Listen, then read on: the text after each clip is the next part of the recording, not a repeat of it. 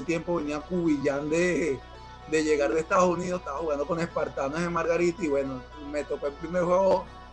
Yo digo que la gente dice márcalo, no, lo que hice fue verle la camiseta todo el día. Corre el día lo que hice fue verle la camiseta. Sí, síguelo. Sí, verga, síguelo.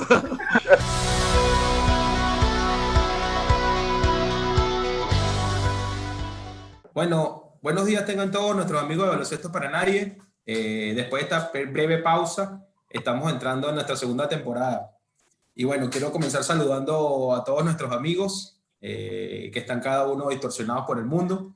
Y a nuestro invitado especial de hoy, tenemos un invitado, el señor Freyman Rivero, atleta profesional, preparador físico, profesor de educación física y amigo de la casa. Sí, hijo. Un saludo, Freyman.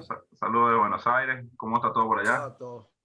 Saludos a todos. Muchísimas gracias por la invitación. De verdad que agradecido. Gracias por seguir el trabajo que estamos haciendo y bueno, vamos para adelante, pues. Bueno, pues. Los muchachos, ¿cómo están? ¿Cómo están? Muchachos, ¿qué tal? Con frío violento, pero listo. Aquí yo le pongo un abriguito y ya. Tengo 2.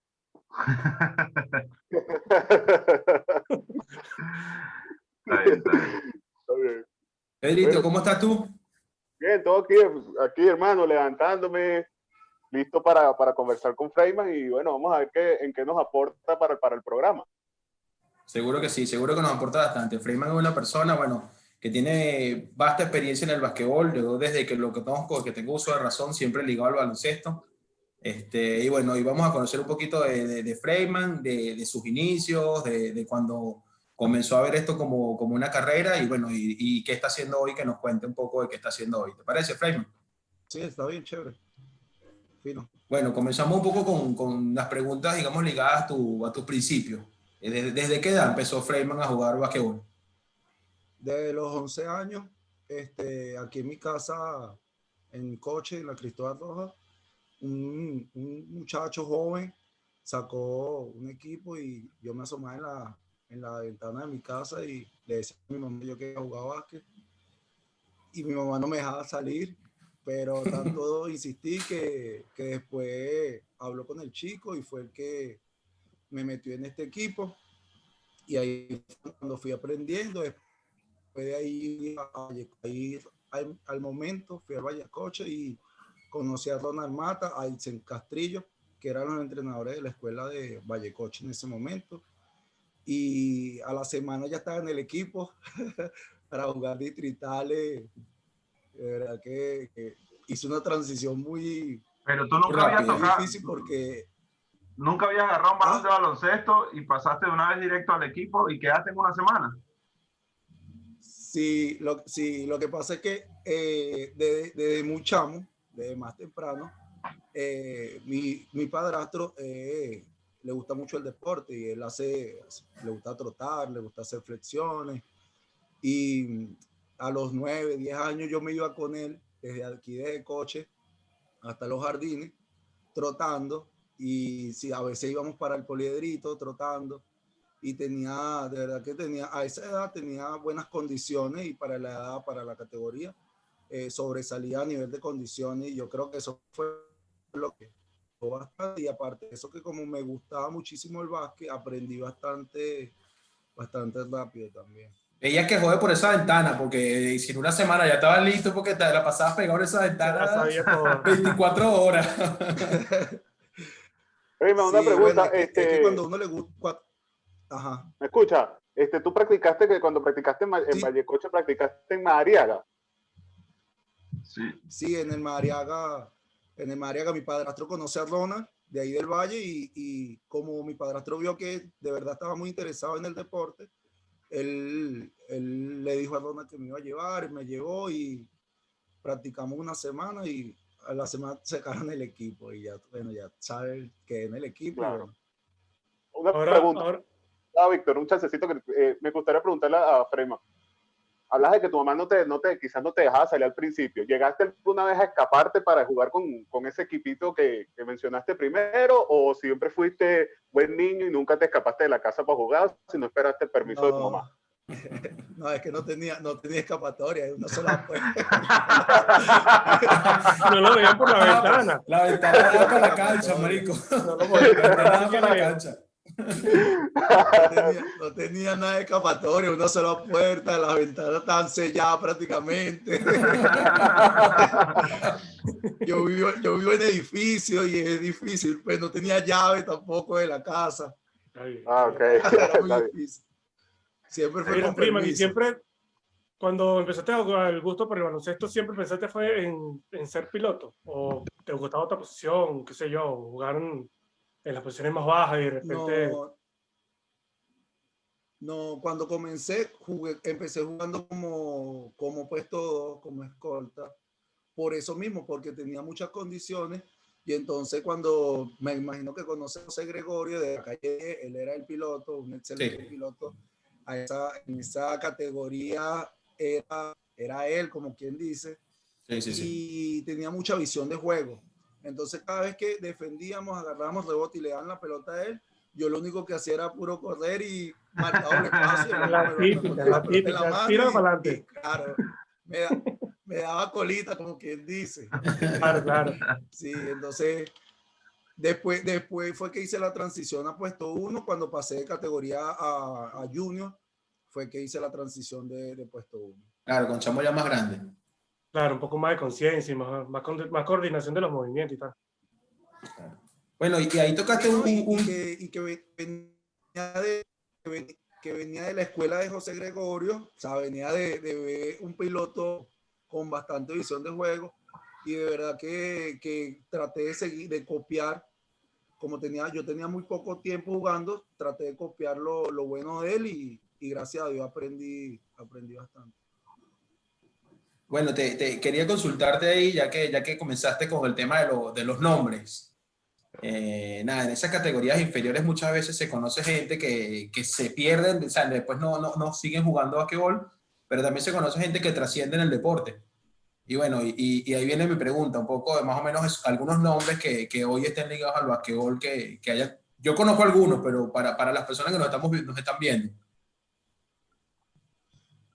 Que trascendieron. Sí, que trascendieron, que más o menos fueron contemporáneos en tu categoría y con los que compartiste bien sea equipo, o sea, que hayas compartido equipo o que hayas jugado en contra. Oye, bueno, Heiler Guillén, Nada más. que es un año menor que yo, pero siempre no era tan sonado como en estos momentos, pero sí tenía buena trayectoria, igual que Gravy, también con buena trayectoria. Así no recuerdo mucho, pero que jugaron conmigo, Delson Santos y Boris Urbina, que en su momento llegaron a ser jugadores profesionales. Bueno, sí. Delson todavía creo que se mantiene, pero está fuera del país. Boris sí está haciendo otra cosa, pero ellos en esa categoría eran jugadores de nombre, igual que John Suárez también, que estuvo con Guayquerí, pero que se hayan mantenido ahorita como tal, no recuerdo, ahorita no se me viene a la mente ninguno. Llegaron, tuvieron su momento y quizás por razones, otros aspectos que desconozco, no continuaron. Pero eso así más que todo, pues. Gravy y Hale. Reyman, y tengo una consulta un poquito ya entrando un poco más en tu etapa adolescente, cuando estaba jugando. Precisamente en esa adolescencia es cuando uno se vuelve más curioso con otro tipo de distracciones de la vida, la chica, empiezas a salir con amigos, qué sé yo. ¿Cómo hiciste, pues, digamos, para mantenerte enfocado un poco en la cancha? ¿O cuál era tu enfoque con respecto a las distracciones de la vida para poder seguir haciendo el básquet y más o menos y cuál sería tu consejo a las nuevas generaciones que ves en esa etapa? Bueno, yo creo que todos pasamos por esa parte de la adolescencia que queremos salir, bailar, rumbear, amanecer, compartir con compañeros. Pero se distrajo mucho esa. Yo me quedé en la distracción. Eso es demasiada distracción. Sí, sí, Entonces, bueno, nada, es cuestión de querer, de amar lo que uno hace el día a día. Entonces, yo creo que me enfoqué mucho en eso. Aparte de eso, que jugaba en el liceo, jugaba en otras partes y siempre las personas estaban como, se sentían como a gusto viéndolo a uno jugar y eso creo que me sirvió de inspiración para seguir adelante, para no decaer, para seguir trabajando el día a día. Yo era un jugador que no tenía ningún tipo de mecánica en el tiro, de verdad que lanzarla era vayan a defender que lo voy a lanzar. Y bueno, el día a día del trabajo constante fue lo que me mantuvo despierto, esa curiosidad de querer ser mejor cada día, ser mejor yo mismo, pues como persona, como jugador, y fue lo que me hizo. ¿Y cómo era Freyman a los 17 años, digamos? Él estaba jugando, llegaba el viernes, le decían para salir, no salía, se iba a dormir porque tenía que entrenar el sábado temprano, o salía y se iba temprano, o de vez en cuando se escapaba. ¿Cómo? Oye, si sería Freyman, ¿cuántas veces le llegaste a Ixen? Porque bueno, yo me acuerdo, quizás aquí no saben, yo también practiqué baloncesto en Vallecoche en algún tiempo y practiqué también con Ronald y con Ixen. Yo me acuerdo que los entrenamientos con Ixen, bueno, en el momento que yo estuve eran el sábado bien temprano. Entonces, ¿cuántas veces le llegaste amanecido a Ixen a la práctica, darle la vuelta al centro comercial de Coche? Oye, creo que como en dos oportunidades, Yo soy una persona bastante responsable, indiferentemente que cuando amanecía, igualito cumplía. Claro. Sin embargo, no trataba de no siempre llegar amanecido, porque se nota a legua, y aparte de eso que el rendimiento no es el mismo. Sí, no. Entonces, las dos veces que lo llegué a hacer creo que fueron porque eran reuniones importantes de personas allegadas y es muy difícil faltar, pues. Claro, pero y el viernes Freyman se iba a su casa a dormir, mañana hay que entrenar. Sí, o me quedaba un rato, compartí, y miren, ¿sabes qué? Ya vengo. La típica. La bomba de humo. Esa no falla. Esa ya No, cuando te la... Ahorita te dicen, ya vengo, y tú dices, chao, nos vemos mañana. Que ya es costumbre. Claro. No, y es bien interesante lo que nos comenta, porque a esa edad es difícil darte cuenta de eso. O sea, a esa edad es difícil tener, digamos, la madurez suficiente para mantenerte concentrado en un objetivo que es a largo plazo. Y en el basquetbol quizás, bueno, pasa muchísimo más. Se distrae, los chamos se distraen, y es lógico, somos humanos, nos gusta la rumba, la joda, las chamitas, y bueno, y ahí es cuando entonces ya te vas alejando un poco del deporte. Claro, pero yo creo que hay tiempo para todo y todo de niños, y ahorita actualmente todos queremos jugar profesional, todos queremos que la gente reconozca en cierta manera el juego de uno, y en base a eso es que uno tiene que seguir siempre, como quien dice, enfocado, mantenerse. Hay gente que tiene talento y no lo aprovecha, hay otra gente, como en mi caso, que hay que trabajar. Y bueno, nada, ese era como quien dice mi meta, llegar a jugar y mantenerme jugando lo más que pueda. Pues y ahorita actualmente, gracias a Dios, todavía me mantengo jugando. Y bueno. ¿Dónde estás jugando ahora, Fred? Ahorita, hace 2 años empecé a jugar máster. Hace 2 años empecé a jugar máster. Juegos libres todavía, pero este año no he tenido la oportunidad de jugar torneos libres. Tengo 2 años ya jugando con el equipo de Valle Alto en el Club de la Metro, y actualmente también jugaba con un equipo de la UCB de empleados universitarios, y en febrero, antes de la pandemia, estábamos jugando en Artigas y jugando contra el equipo de casa que se llama Bucaneros de Artigas, un equipo competitivo con buenos jugadores. Oye, ese día, gracias a Dios, metí como 38, y el dueño del equipo me dijo que si estaba interesado en jugar con él. Le dije que sí, y después vino la pandemia, vino la cuestión de la burbuja, y actualmente ahorita ya estoy jugando con ese equipo estoy jugando 3 torneos. Está bien. Bueno, te mantienes bastante activo. Aprovechaste la oportunidad. Estoy tratando de volver, como quien dice, porque con la cuestión de la burbuja duré 2 meses concentrado con el equipo, y verlo, prácticamente puro comer y trabajar, comer y trabajar. Y entonces llegué con sobrepeso también. Y bueno, esta semana jugué que martes, miércoles, jueves, viernes y sábado. Bueno, está bien. Y bueno, fue difícil, ¿oíste? No, fue difícil agarrar Claro. otra vez el tono. La ventaja que, bueno, hay buenos jugadores y uno se sabe administrar. Y para no Va, lucir tan va a un mal. ritmo lento de juego. Sí, sí.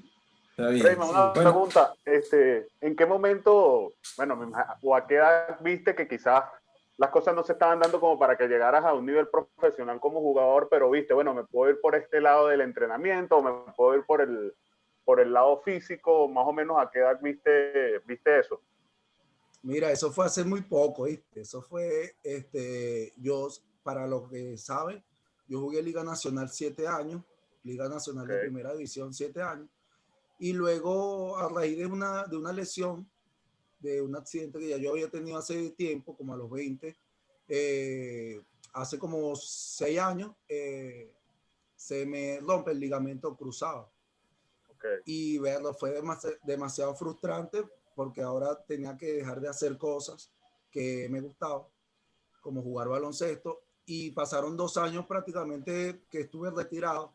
Luego, cuando más o menos empecé a caminar como tal, salió un proyecto sin querer queriendo que se llama Trainer 11, el cual al principio simplemente consistía en ayudar a jóvenes, proyectos con jugadores con proyecciones, pero fue inconscientemente, pues yo iba, entrenaba y llegaba Por la hacer gente algo. y entrenaban conmigo. Lo que yo hacía, bueno, vamos a lanzar, y los ayudaba a corregir, y así poco a poco. Cuando empecé con 2, cuando vine a ver tenía 35 personas, 35 jugadores, y después 2 años de este proyecto de Trainer 11, tengo la oportunidad de mi trabajo, lo seguían por las redes sociales, por Instagram, y llega el coach Chenter, que es Manuel Echezuría, entrenador del Estado Miranda, y me dice, oye, me lanzó una llamada, me dice, oye, estoy interesado en que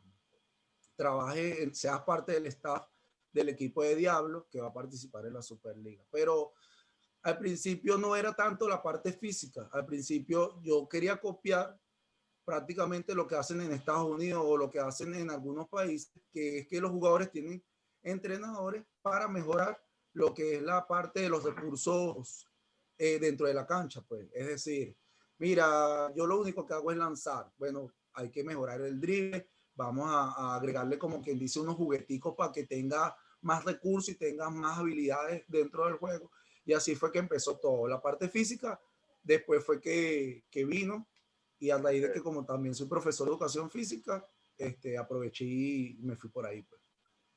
sí, además de que yo creo que inconscientemente, como dices tú, siempre estuvo apuntado hacia ese lugar, porque además es lo que tú dices, estudiaste en el pedagógico de educación física, y como que te estabas siempre impulsado hacia ahí. Yo no sé si estudiaste eso porque lo querías estudiar o porque te dieron una beca para estudiarlo porque jugabas basquetbol. O sea, cuéntanos un poco de eso. No, yo mira, como desde que estaba en el 3er año de bachillerato, yo siempre quise ser profesor de educación física, porque siempre me vinculé bastante con el deporte. Como te dije, desde chamo me iba con mi padrastro trotando, cosa que de repente un niño de 9 años trotar del coche al valle es una carga. Y sin embargo yo lo hacía, me esforzaba, llegaba al valle y me gustaba jugar, y prácticamente pasaba todo el día ahí en el Correo también jugando. Y bueno, nada, siempre me incliné hacia lo que es la parte de la educación física. De hecho, cuando yo salgo del liceo, yo no quedo yo presento en el pedagógico de Caracas y no quedo en esa primera oportunidad, y me pongo a estudiar en el INSE, administración de empresas, pero era algo que realmente no me llamaba mucho la atención. Simplemente lo que quería era seguir estudiando, pues no me quería quedar En ese momento, ¿dónde estabas en el básquet? En ese momento que estabas ingresando al pedagógico, al INSE. Bueno, en ese momento estaba entrenando con la selección de distrito Duramos un año prácticamente entrenando y básicamente cuando presenté, empecé a entrenar con distrito y luego seguí estudiando en el INSE, como les comenté, y nuevamente casi que terminando el curso, me dan la oportunidad de volver a presentar en el pedagógico, presento, ya tengo un año ya entrenando con la selección de distrito, estaba totalmente entero a nivel de condiciones, y cuando vuelvo a presentar quedo y decido a un mes y medio de terminar el curso, decido no terminarlo para poder ingresar al pedagógico. Gracias a Dios fui a mis nacionales, jugué mi nacional relajado con la selección de distrito. De hecho, ahí trajiste un punto interesante que yo quería tocar en la entrevista. Nosotros tenemos amigos en comunes por distintos flancos, por así decirlo. Y Freyman estudiaba en el INSE con un par de amigos que crecieron conmigo, que son José Leonardo y Alberto José. Estudiaron en el INSE, amigos de Freyman y amigos míos sin conocerlo, o sea, sin saberlo. Y a mí me da risa porque ellos jugaban en el INSE y siempre hablaban de, no, tenemos un piloto llamado, pero ellos, es particular porque quizás en Vallecoche se te conoce mucho como Freeman. Sí. Y ellos siempre te nombraron Freyman. Entonces, no, un pana llamado Freyman, que es un piloto, que es, cuando al fin él fue al edificio y no, yo este pana lo conozco hace años. Pero jugaba también en el INSE. O sea, había una selección en el INSE donde hacían interinse, ¿no? Algo así. Sí, bueno, a José Leonardo lo conozco desde el liceo y Alberto sí lo conocí ahí en el INSE y casualmente la semana aniversaria de los INSE hacen unos interinse, valga la redundancia, y cada INSE saca su equipo en diferentes deportes y bueno, fue bastante gracioso porque el entrenador no era entrenador, era profesor.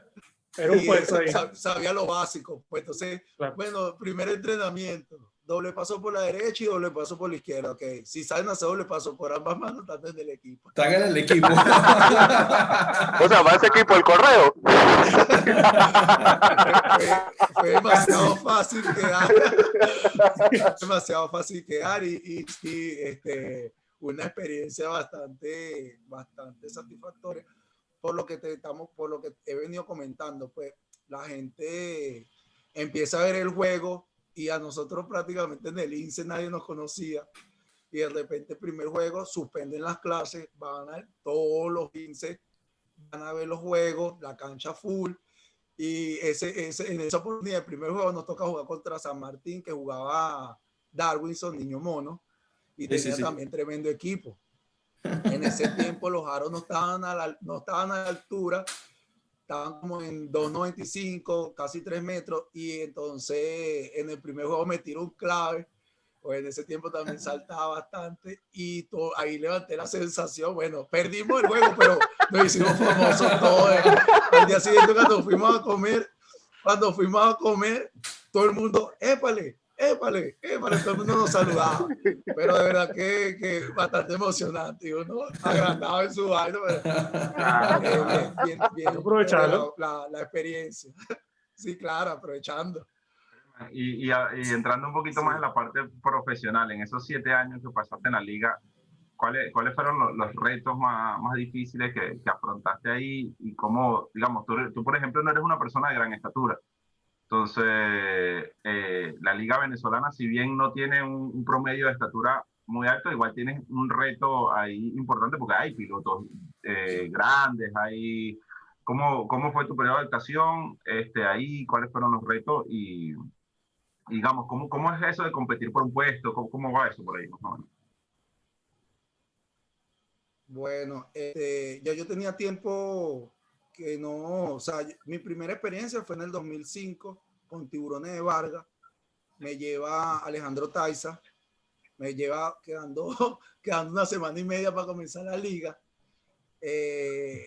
y bueno, y en ese tiempo yo estaba en buenas condiciones, jugadores de verdad de bastante nombre, estaba Toñito Torcá, Ernesto Mijares, Tomás Aguilera, Alejandro Tá, Daniel Domínguez y bueno, Juan Herrera venía a llegar a Estados Unidos y esa primera oportunidad no tuve como quien dice, el chance de que me metieran a jugar, y a mitad de temporada, por cuestiones de muchachada, digo yo, en ese momento no decido no asistir más. Ya iba a la mitad de la temporada y no me había metido a jugar cuando éramos 16 novatos, de los cuales quedaron 3, y ahí estuve yo, y a los 3 no nos metían a jugar. Y, ¿sabes? Fue medio frustrante, porque yo lo que quería era jugar. Yo le decía a Taisa, yo, mira, no me interesa si me meten o no me meten, si me pagan o no me pagan. Yo lo que quiero es jugar, porque quería demostrar, quería medirme, Claro. con los demás, pues. Claro. Después de eso, bueno, él me dice, dale, pues, tranquilo. Llega el 2010 y por casualidad yo estaba entrenando con el equipo de empleados universitarios de la UCB, como yo trabajo en la UCB también. Y llega el entrenador Freddy Rizzo, que es entrenador de la UCB, tiene un proyecto y saca el equipo de atléticos UCB en su primera instancia, y eran puros estudiantes. Y yo le digo un día, Freddy, ¿y cómo hago para entrenar? Y me dice, oye, es que ya hay demasiados pilotos. Y yo le digo, no, vale, pero es que yo quiero entrenar para prepararme para los juegos universitarios, de empleados universitarios, que eran en Margarita. Y él me dice, bueno, dale, pues, chévere, bien. Mira, cuando voy el primer entrenamiento, al segundo entrenamiento, tenían un juego y iban ahí poquito. Y me dice, oye, Freddy, ven para que nos ayude. Y yo fui, jugué, chévere, hice, como quien dice, desastre. Y también tiraste un clave. me dice, mira, no tiré clave. Ahí ya no llegaba. Y entonces, ahí ya no llegaba, ya era otra cosa. Y entonces, bueno, me dice, ven para que jueguen mañana. Nos tocó jugar contra un jugador que se llama Denis Solórzano, también muy conocido en PIN. Y le quité pelota, hice asistencia, quedamos campeones al final, para resumirte la cuestión. Y él decide dejarme en el equipo de Atlético. Y los retos más difíciles a la hora de jugar es que te consigues con pilotos más grandes que tú, claro, con jugadores con más fuerza que tú, con más experiencia, con jugadores que ya saben jugar. En ese tiempo venía Cubillán de llegar de Estados Unidos, estaba jugando con Espartanos en Margarita, y bueno, me tocó el primer juego. Yo digo que la gente dice márcalo, no, lo que hice fue verle la camiseta todo el día. Corre detrás de él. Lo que hice fue verle la camiseta. Sí, síguelo. Sí, síguelo. De verdad que es una experiencia, son retos, porque de venir a jugar en la calle, te consigues con jugadores puesto 5 que miden 1,80, y aquí son jugadores puesto 5 que miden 2 metros, pesan 100 y pico de kilos, no puedes hacer bandeja, no la puedes lanzar tan fácil, y que la gente sabe jugar con balón y sin balón, pues. Entonces sí fue un reto bastante interesante el primer año. Luego, como en el tercer año, fue que vino la adaptación como tal, pero los 3 primeros años fue terrible. Está bien. Hay una pregunta que nos queda poco tiempo, nos quedan como 8 minutos. Hay una pregunta que me gustaría hacer para que no quede por fuera la parte tuya como preparador físico. En el tema del basquetbol está muy susceptible el tema de las lesiones. Vamos, hay promesas como yo que se lesionan. Para cerrar con broche de oro. Sí, entonces ahí yo me lesioné el ligamento cruzado anterior en ambas rodillas, me lesioné menisco. Yo hoy en día casi no puedo pisar una cancha. ¿Cómo es los retos que tiene que afrontar? ¿Cuál es el enfoque que tiene que tener un jugador hoy en día para cuidar su cuerpo, y qué debe evitar, y qué ejercicios sí debe hacer y debe fortalecer? Un poco ya hablando de tu experiencia como entrenador. Bueno, lo primero, que hay cosas que no sabía, que después con la cuestión de Trainer 11 había cosas que no es que no sabía, sino que no lo aplicaba como tal, porque ya era otra cosa, como les dije, era más que todo recursos del juego. Cuando toca la parte de preparador físico, tuve que empezar a leer, tuve que empezar a ver videos, tuve que empezar a a estudiar nuevamente. Y lo que se hace en general, se hace como pruebas. Yo hago siempre una prueba que se llama FMS, que son un sistema funcional de movimientos, y ese tipo de prueba es la que me ayuda a mí a ver cuáles son las deficiencias de las movilidades y de la deficiencia muscular de los jugadores. Entonces, en base a eso es que yo trabajo. Aparte de eso, que se hace una serie de preguntas a los jugadores, si tienen antecedentes, si ya qué tipo de lesiones tiene, si está operado de alguna lesión, de alguna articulación. Y así es que se va trabajando en base a eso. Se hace su entrenamiento grupal, pero también se hace la parte individual. Y en base a eso es que trabaja la parte de la preparación física, tanto como para que el jugador mejore sus condiciones físicas, valga la redundancia, como también para evitar el tipo de lesión. Entonces, por lo general, cuando el jugador tiene lesiones, uno hace pruebas, movimientos, y allí uno le dice al jugador si le molesta o no, hasta qué punto le molesta. Uno utiliza una escala valorativa que no es subjetiva, del 1 al 10, ¿cuánto te duele? Que no es tan objetiva, pero ahí ya uno tiene más o menos calcula más o menos a cómo le duele, pues el nivel de dolor del jugador. Y en base a eso se va trabajando, pues se va fortaleciendo y los músculos que estén cercanos a la lesión. En caso, si tienes la lesión, ligamento cruzado, lo esencial es fortalecer lo que es la parte del cuádriceps, oral, pantorrilla, Claro, son los músculos que más cercanos. Claro, y los jóvenes, los adolescentes que se están desarrollando, ¿qué tipo de ejercicio que no tienen un entrenador como tal que les va a hacer este trabajo que tú haces ya a nivel profesional?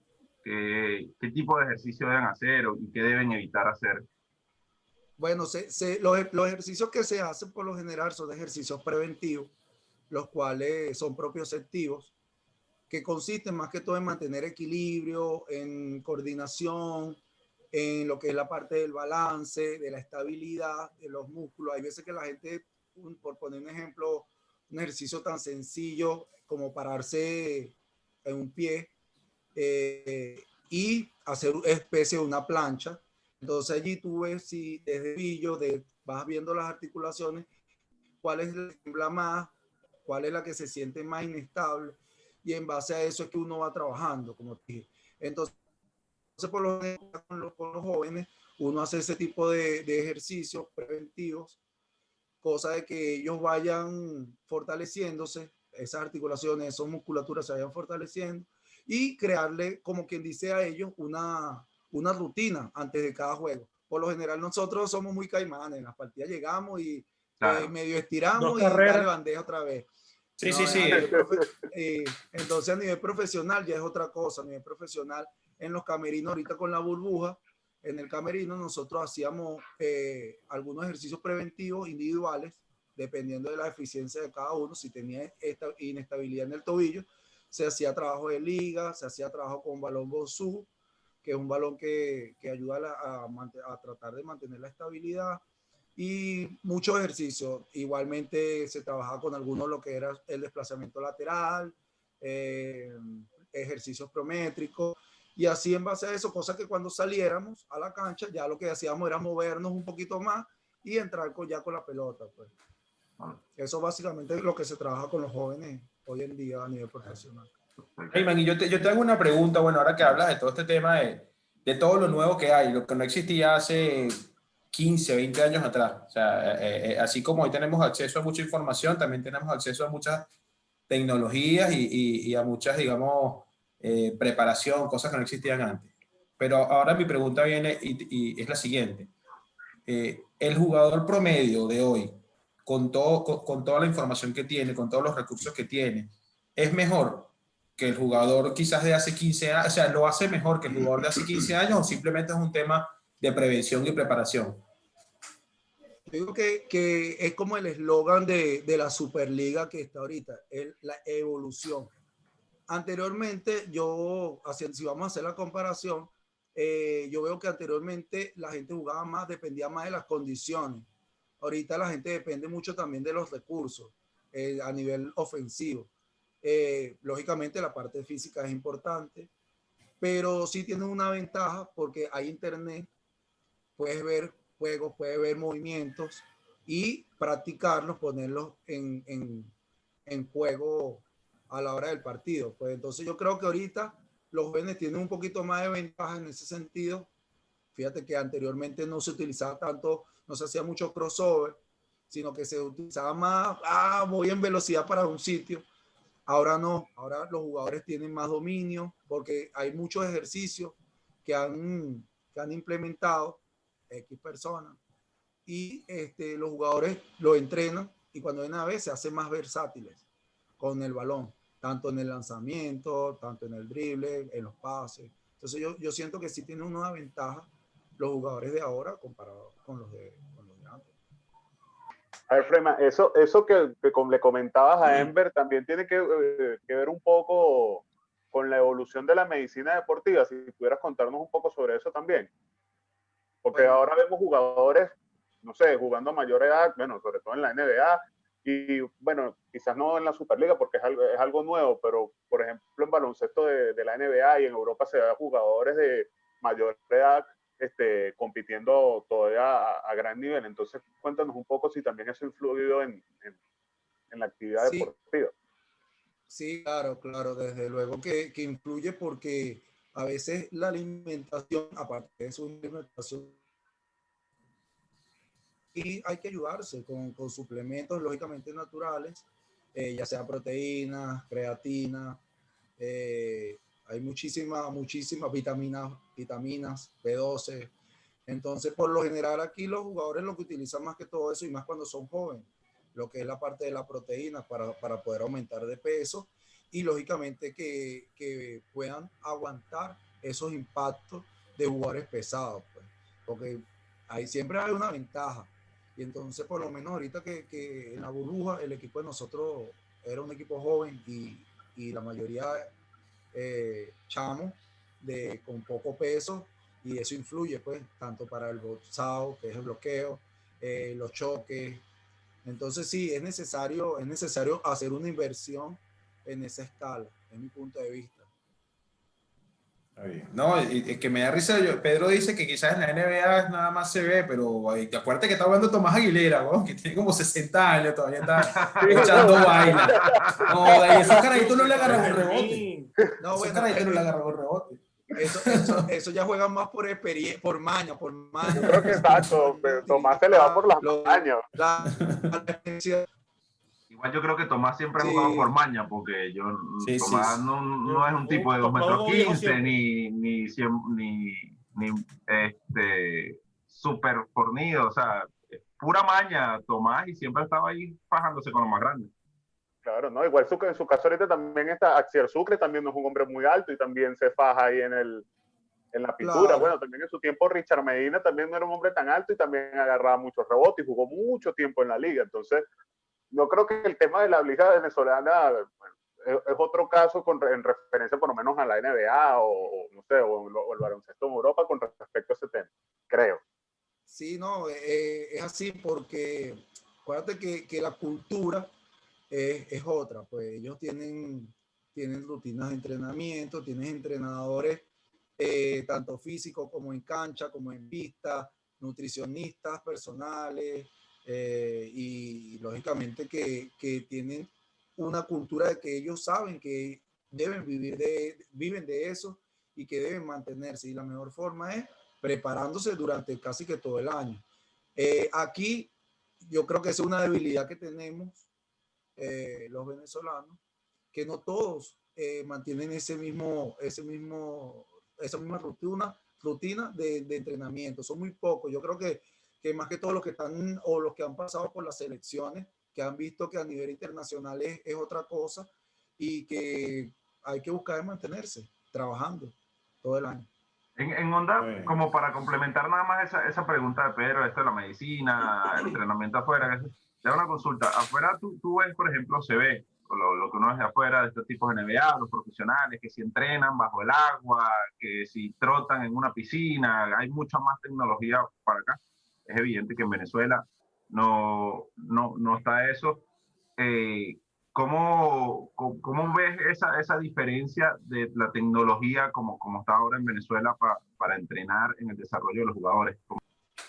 Desde el punto de vista de que la piscina o en playa, montaña, que son entrenamientos especiales, eso tiene un tiempo en el cual se pueden hacer, en el cual no se pueden hacer. ¿Se puede complementar con otras cosas? Sí, sí. La tecnología, lógicamente, que en Estados Unidos es otra, los recursos son otros, los aspectos son otros, la alimentación es otra, influyen muchísimas cosas. Aquí hay jóvenes que no tienen para invertir y meterse en un gimnasio y poder complementar o poder trabajar su cuerpo para luego venir la liga. Sin embargo, como te digo, hay cosas que tú puedes intercambiar. Ejemplo, no tengo para ir por un gimnasio, pero puedo hacer flexiones en mi casa, puedo hacer trabajo con barra, puedo subir en la montaña, ¿entiendes? Entonces, sí se puede hacer, solo que debe ser de manera guiada. ¿Qué pasa? Que muchas veces los Estados Unidos o quizás en otro país, en Europa, X jugador tiene entrenadores personalizados y eso lleva una planificación, la cual hacen que el jugador vaya de menos a más.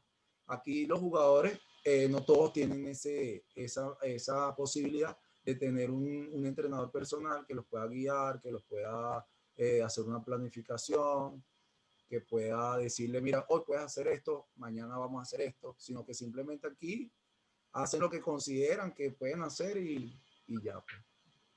Pero Entonces, sí es importante, lógicamente. entendiendo un poco tu respuesta, digamos, para crear esa curva en los jugadores venezolanos, es muy importante que tengan a alguien que los guíe y los entrene a que esa curva se desarrolle más allá de simplemente tener acceso a X tecnología. Sí, claro, claro. Indiferentemente, de repente a lo mejor no tiene que ser una persona que esté conectada al basquetbol, puede ser un preparador. Si está conectado al basquetbol, muchísimo mejor, muchísimo mejor. Pero si, ejemplo, yo soy jugador de baloncesto y voy a ir a un gimnasio, sería que alguien, yo entreno hoy, mañana otro entrenamiento, otro tipo de peso, porque ahí se debe manejar las cargas. Entonces, en vez de ir evolucionando, lo que hago me estanco, porque tengo una sobrecarga en el entrenamiento. Entonces, siempre es importante tener a una persona que pueda estar ahí guiándolo, ya sea en el gimnasio, ya sea en la pista, ya sea en la cancha. Bueno, de hecho yo recuerdo, si mal no recuerdo, tú tuviste alguna preparación con el atletismo, ¿no? Tú hace muchos... Okay. Bueno, como les comentaba, empecé a entrenar atletismo, para agarrar condiciones físicas en el basquetbol. Y mi entrenador en ese momento me dijo, oye, ¿te gustaría ir a un chequeo de la selección de distrito para tomar el tiempo como punto de referencia para después hacer las planificaciones en base a ese tiempo? Entonces yo fui 2 semanas antes. unas púas. 2 semanas antes de que se formara la selección también. No, pero este tipo llega así para caída y llega siempre a tiempo. En el momento justo. Mira, pues yo fui para el chequeo de segundo en la selección de distrito. Y a las 2 semanas fui para un clasificatorio. A las 2 semanas. Duré 3 años con la selección de distrito en 100 y por 100. Está bien, está bien. 3 años, de los cuales 2 años tuve siendo el número 1 a nivel de distrito en 100 y en 200. Está bien. Bueno, el vivo ejemplo del que el venezolano siempre deja todo para lo último.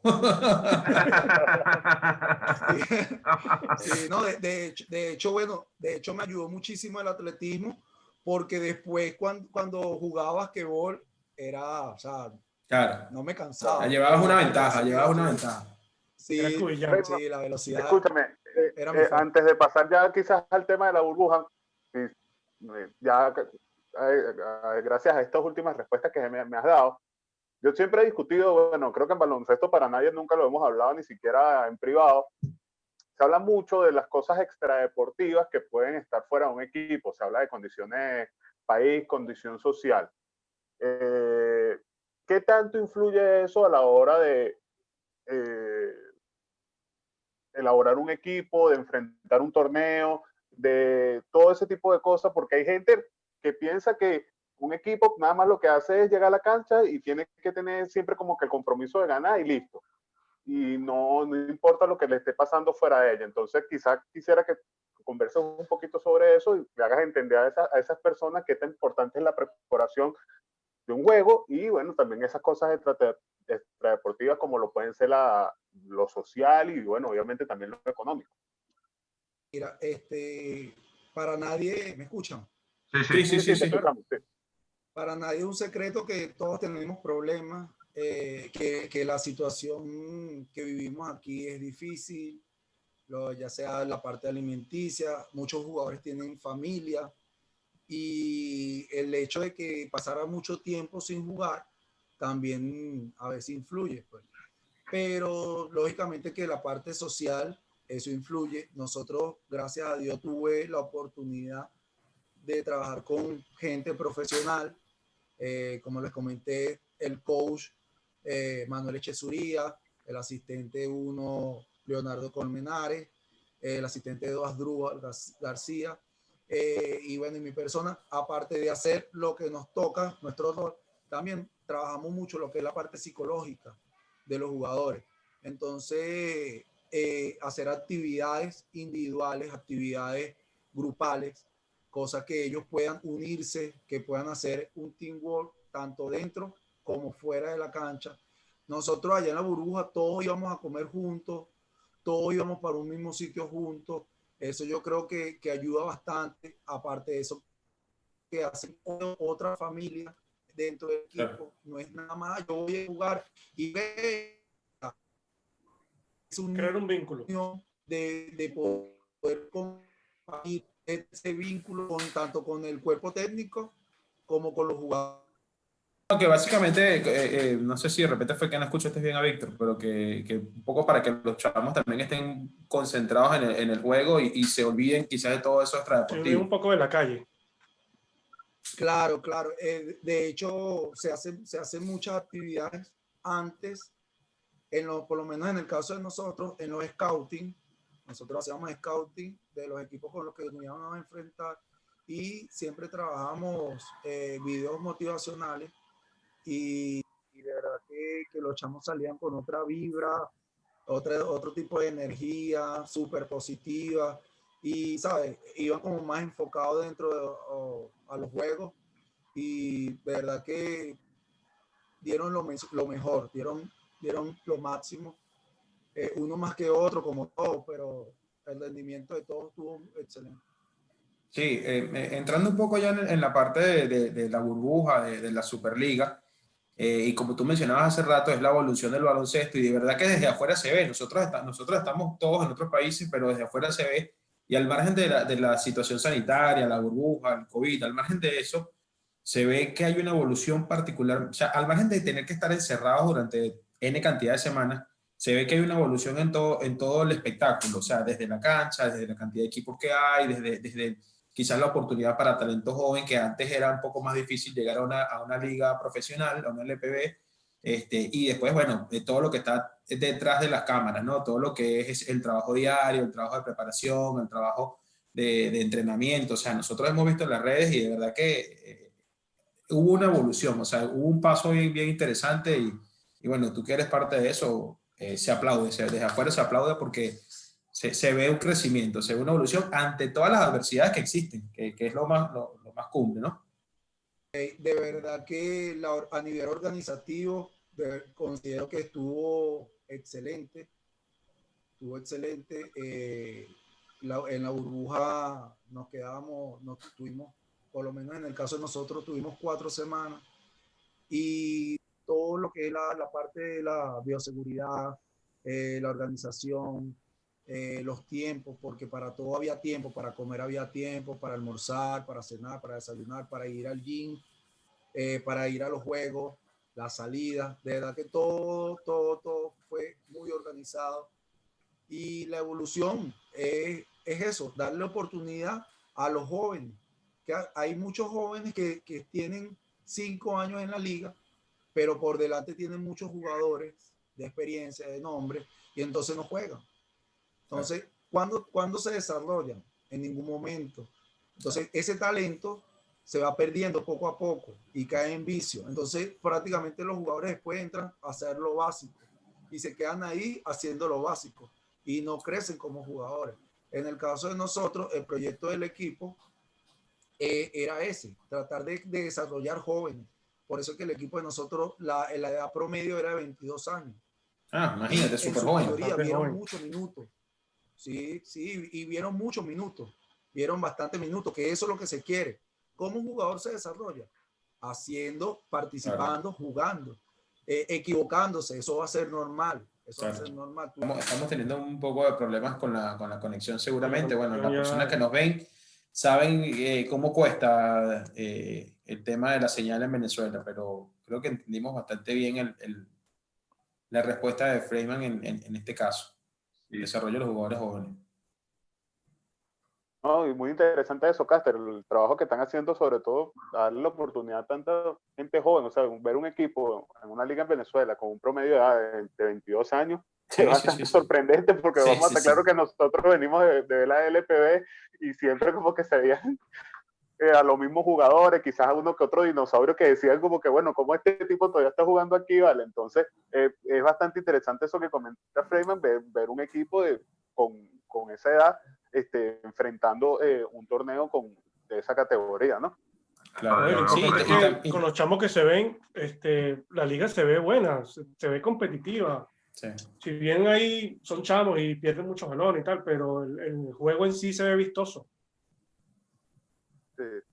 Y bueno, creo que también porque han rescatado algo un poco del antiguo de la LPB con los jugadores que están, pero también se han mostrado muchos chavos jóvenes que tienen mucho talento y que están para aportar, y quizás, bueno, también esa evolución va a permitir que eso también se vea en la selección. Entonces quizás ya dentro de pronto vamos a estar viendo a estos chamos jóvenes dentro de la selección, y ya esos jugadores que ya están culminando su etapa en la Vinotinto del básquet ya también van a ir cediendo el puesto, pues. Entonces, muy interesante todo ese trabajo que se está haciendo allá en Margarita. Otra cosa muy interesante que yo también veo es cómo cada equipo afronta quizás la liga de una manera diferente. Hay equipos que quizás afrontan la liga para ganarla, y hay equipos como quizás lo que nos está comentando Freeman, por lo que entiendo, que afrontan la liga para desarrollar jugadores. Eso también es bastante interesante. Ya tenemos a Freeman de vuelta, me parece. Ahí está. Eso, tienen proyecto. Escuchamos.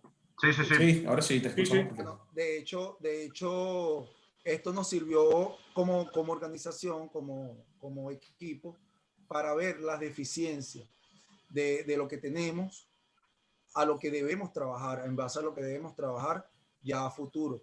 Entonces, Dios mediante, para la próxima edición, que será en marzo, creo que va a ser mucho más nivel, va a haber mucho más nivel. Acuérdense que los jugadores venían de bastante tiempo sin jugar, 7 meses prácticamente sin jugar con la cuestión de la pandemia, y muchos llegaron fuera de forma. Ahorita se está hablando de que se va a hacer un trabajo, una pretemporada de un mes, todos los equipos, obligatoriamente, se va a hacer eso, cosa de que si hay más condiciones, si hay mejores condiciones, si los jugadores llegan bien físicamente, debería de haber más nivel. Y eso le sube el nivel, individual. Sí, claro. Entonces, bueno, Dios mediante será así. Esperemos que todo fluya de esa manera para ver un mejor basquetbol. Y esa es la idea, como lo que ustedes estaban comentando. Ver jóvenes que puedan sustituir a los jugadores para la selección. Y te hago una consulta en especialmente trabajando con un equipo tan joven. ¿Cómo es el desarrollo joven en Venezuela con respecto al baloncesto, a la evolución del baloncesto como la vemos en otros niveles? Hablamos cuando nosotros jugábamos, por lo menos cuando yo jugaba, yo soy un tipo que mide 1,92 m, váyase bajo el aro. Ahí usted no puede lanzar más nada, se tiene que quedar bajo el aro y postear. Hoy en día eso ha cambiado bastante con el cambio de la posición del pivo, hay pivos más tiradores. Ahora está esto un poco del small ball, también está esto del paso cero. ¿Cómo ves la adaptación de estos jóvenes, estos equipos en Venezuela a esta nueva forma de jugar baloncesto o esta adaptación, o la evolución del baloncesto? Esta tendencia. Por lo menos en el caso de Miguel Bolívar, que es un jugador grande, ya está colocando la pelota en el piso, puede atacar de frente, puede atacar de espalda, puede tirar de la media. Y a eso es que tenemos que ir. A eso tenemos que ir, porque a nivel internacional, es que después se van a ver los resultados. Yo considero que por lo menos jugadores como, fíjate, tú me estás diciendo que tú mides 1.92 y te ponen a jugar de puesto 4, 5, y cuando vienes a ver en la liga eres un 2, un 3. ¿Entiendes? Con suerte. Sí, con suerte un 2. Claro, por eso, pero como yo era grande para mi edad, cuando estaba en mi época de desarrollo, en esa era antigua, te encasillabas ahí, no entrenabas esas habilidades para poder desarrollar. Claro. ¿Qué pasa? Que nos dimos, muchos entrenadores se dieron cuenta tarde, y ¿qué hacían? Un jugador de 1.90 salta, agarra los rebotes y hacerla a los pequeños. Sí. Y ya. Sí, Los grandes solamente van a agarrar los rebotes y se los dan a los pequeños y ya, porque los pequeños son más habilidosos con la pelota. Ahorita no, ahorita todos deben trabajar todos. Porque mientras que tú tengas un jugador puesto 5, un jugador de 2 metros 5, que pueda colocar la pelota en el piso y pueda esquivar a los jugadores, pueda hacer crossover de balón, es una ventaja. Claro. Todos los equipos saben que es ventaja. Entonces, tú como entrenador o como preparador físico, en ese sentido, nosotros hacemos también trabajos individuales con los jugadores y trabajamos en base a eso. Los asistentes se quedan 1 hora, media hora más con los jugadores y entrenan esa parte de debilidad que ellos consideren que tienen para que ellos puedan mejorar. Freeman, y esto se está viendo únicamente ya, digamos, con chamos un poco más avanzados. Nosotros vemos, por ejemplo, por las redes que tú tienes, lo comentabas hace rato, un público o un team de trabajo de 35 jugadores hoy en día. Pero vemos que son jugadores quizás adolescentes hacia adelante, ya quizás adultos jóvenes. Esto también se está viendo en las categorías inferiores, cuando los chamos están comenzando, también se está viendo esta posibilidad de trabajar de todo, o sigue un poco enchapado a la antigua. ¿Cuál es tu opinión con eso? No. Ellos, para mí, mi punto de vista es que los entrenadores de las escuelas van encaminados a eso, a que todos los jugadores puedan tanto el de la y eso tenemos que trabajar. Si no estamos claros en eso, no lo estamos haciendo bien. De mi parte, te felicito por ese trabajo, digamos, y esa adaptación a esta nueva filosofía de baloncesto. Si bien podemos haber algunos que estén más o menos de acuerdo con algunas cosas de la nueva evolución del baloncesto, es el futuro y hay que adaptarse. Y sin duda, bueno, personas como tú son vitales para ese trabajo en Venezuela, y de mi parte te felicito por el trabajo que vienes realizando y por esa filosofía que están adaptando, que me parece que tiene un excelente enfoque. No sé. Ender te dice todo eso, pero él está en contra del small ball. Él lo odia. Es verdad, lo está diciendo hipócritamente. Él está en contra de todo eso. De todo lo que digo, lo contrario. El small ball. Detesto el small ball. El small ball que se muera. Pero el small ball de Houston. De la boca para afuera. De la boca para afuera, porque en su época de jugador quería ser piloto. Sí, No, yo detesto el small ball de Houston, que ya murió. Porque eso sí se volvieron, ya fue loco, ¿no? Pivot 0, ¿no? Claro, era mucho más forzado. Vamos a jugar con 5 pilotos, no. Usemos los pivos evolucionados. No me digas ahora tampoco que ahora vamos a jugar con... No prescindamos los pivos. Claro. Bueno, ya para ir cerrando, me gustaría preguntarte, ¿cómo va o cómo ves tú prácticamente desde adentro, porque pertenece a uno del equipo, el tema de la Superliga con la asociación de FIBA? ¿Va por buen camino? y la Superliga se va a convertir en la principal liga de baloncesto de Venezuela, o todavía hay chance de que la LPB recupere su puesto? Como venía diciendo, pues yo considero que la Superliga vino a quedarse, ya se está hablando de hacerla 2 veces al año, se está hablando de hacerla que comience en marzo, abril y mayo, y luego en octubre, noviembre y diciembre. Entonces, con relación a la LPB, mira, he escuchado que ya algunos equipos se han reunido, algunos dueños de equipos se han reunido, pero no tengo nada concreto como tal, no tengo, si manejo ese tipo de información, no sé si van a salir, si va a haber LPB como tal, pero de lo que estamos seguros es que Superliga sí, y lo bueno es eso, que prácticamente va a ser todo el año. Qué bueno. Es una ventaja también. Lo bueno es que ojalá se mantenga. Sí, ojalá que se mantenga. Como te dije, ya se está hablando de la fecha, y ahorita el 16 de diciembre todos los equipos deben presentar la nómina de los equipos. En febrero ya todos los equipos deben comenzar con la preparación física, con la pretemporada, y ya comenzar en marzo. Por lo menos eso es lo que se quedó, eso fue lo que quedó plasmado antes de venirnos de allá de la burbuja. Qué bueno. Perfecto. De verdad que Bien. qué bueno. Excelente. Bueno, Freyman, creo que ya estamos ya para cerrar. Te damos las gracias por haber asistido. Fue muy interesante hablar contigo y obtener ese punto de vista de muchas cosas internas de la liga, desde nosotros que solo vemos las cosas desde afuera. Desde afuera. Que se conoce poco. Somos los criticones desde afuera. Sí, de baranda. Sí, bueno, de verdad que bueno, como dice Ember, felicitarte por todo lo que estás haciendo, por toda tu trayectoria, y aprovecha y comparte tus redes aquí para que la gente te siga, la gente se sume a esa comunidad de 35 y más jugadores. Aprovecha que la publicidad es gratis. Solo por periodo limitado. Primero, gracias a Dios.